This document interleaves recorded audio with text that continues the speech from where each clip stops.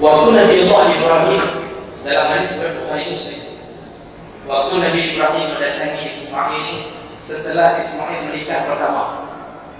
Hadis riwayat Bukhari Muslim panjang sekali hadisnya. Ketika Nabi Allah Ibrahim ketika ditinggalkan bayi, itu 13 tahun kemudian baru Nabi Allah Ibrahim mendatangi kembali. Dan di situ dia kembali berdoa sekali lagi. Nanti di ayat ke-41, Rabbi ja'alni muqima shalah dan seterusnya. Berikutnya ditinggalkan lagi. Ketika Nabi Allah Ibrahim balik, sekali lagi Ismail sudah menikah dengan istri pertama. Lalu Nabi Ibrahim datang, tidak ada Ismail. Ditanya ke istri, bagaimana keadaan Ismail? Istri mengatakan, oh Ismail sedang bekerja, dia sedang begini dan begini. Bagaimana keadaan hidup kalian? Si istri mengatakan, nahnu fi dhaiqin wa syiddah. Kami dalam keadaan hidup susah payah, hidup dalam kesempitan. Istri tidak tahu bahwa yang datang itu mertuanya. Lalu dia mengatakan, Ismail itu begini dan begini.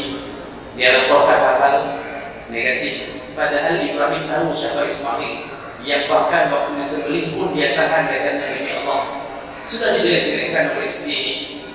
Langsung Nabi Allah Ibrahim berkata, pesankan kepada Ismail tolong ganti daun pintu, ada yang menyebutkan dalam hadis tiang pintu rumah.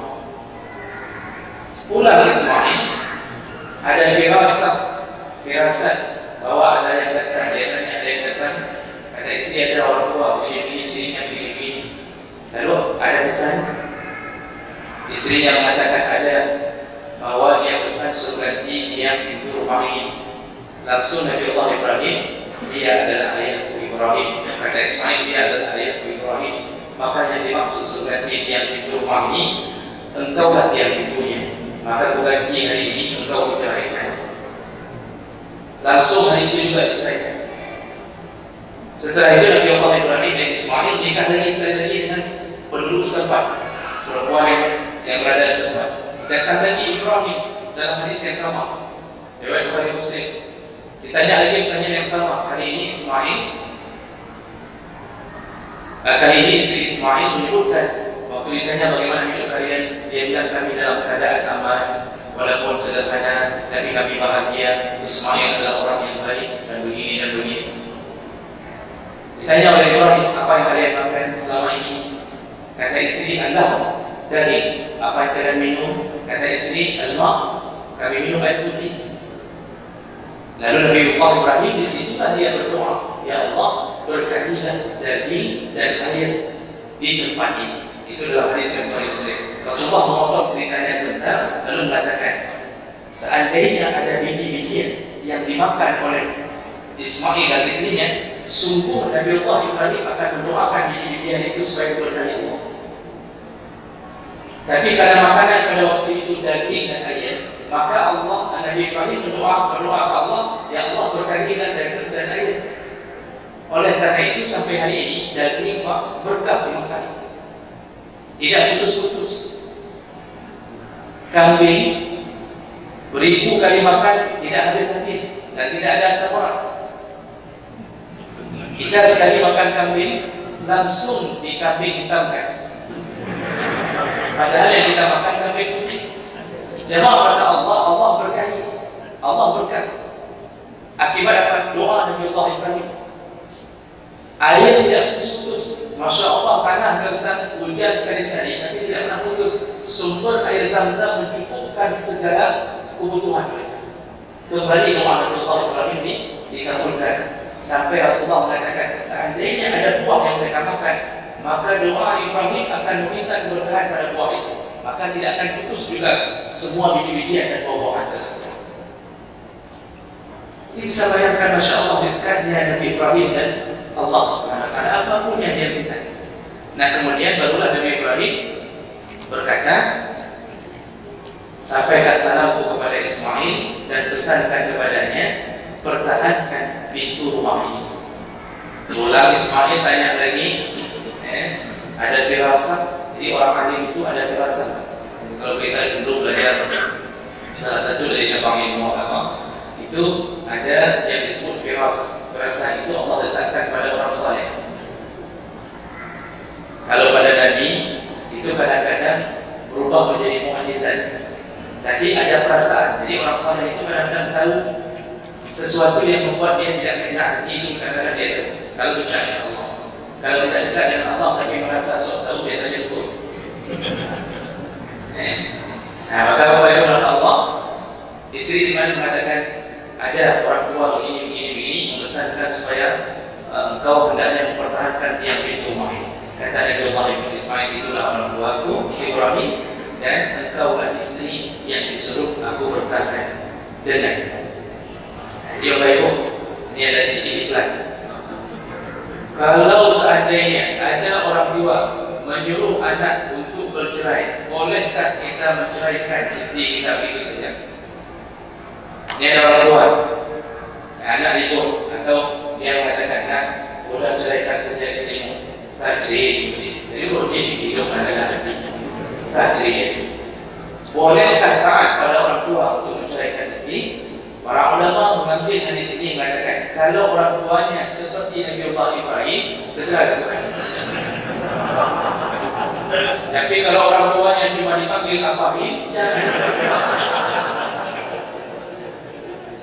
Jadi kalau orang tua saleh, memang saleh, Masya Allah, berilmu saleh dekat sama Allah.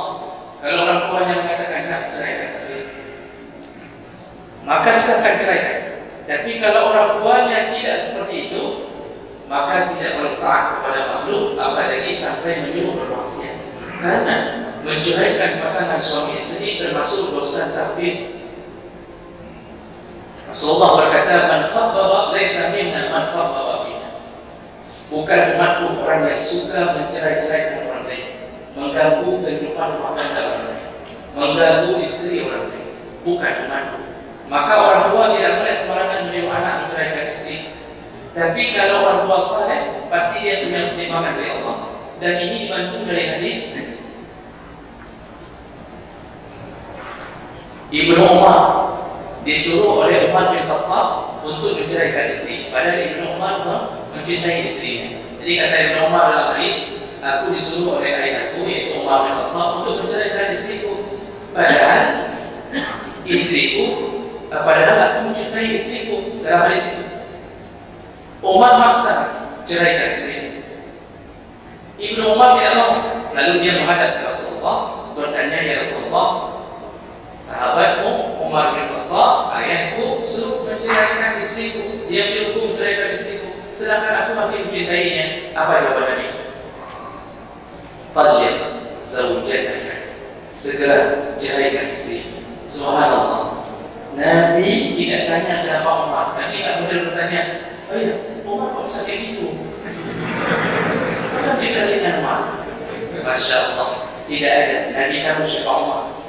Al-Faruq, dia tahu pembeda kebenaran dan kebatilan. Langsung Nabi mengatakan, ceraikan istri.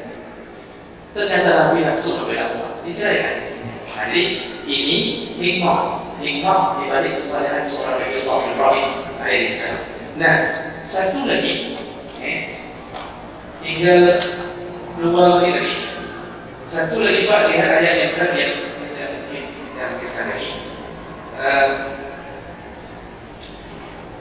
Di ayat yang 38 itu Nabi Ibrahim mengatakan, Rabbana innaka ta'lamu ma nukhfi wa ma nu'lin wa ma yakhfa 'ala Allah min syai'in fil ardi wa la fis sama. Itu beliau mengatakan, ya Allah, ya Tuhan kami, sesungguhnya Engkau mengetahui segala yang tersembunyi dan yang tidak tersembunyi. Itu maksudnya apa? Nabi Ibrahim mengikhlaskan doanya kepada Allah. Ya Allah, Engkau yang paling tahu di dalam hati itu, Engkau yang paling tahu. Maksudnya begitu ikhlasnya dia berdoa kepada Allah, begitu dalamnya dia berdoa. Maksudnya, ya Allah, mungkin mulutku tidak bisa mewakili permintaanku, tapi Engkau tahu dalam sanubariku aku memohon sesuatu kepadamu. Maka doa itu dia lemparkan bulat-bulat kepada Allah Subhanahu wa taala. Dia mohon kepada Allah, Engkaulah yang paling tahu tentang doa. Nah, di ayat ke-41, kemudian pada ayat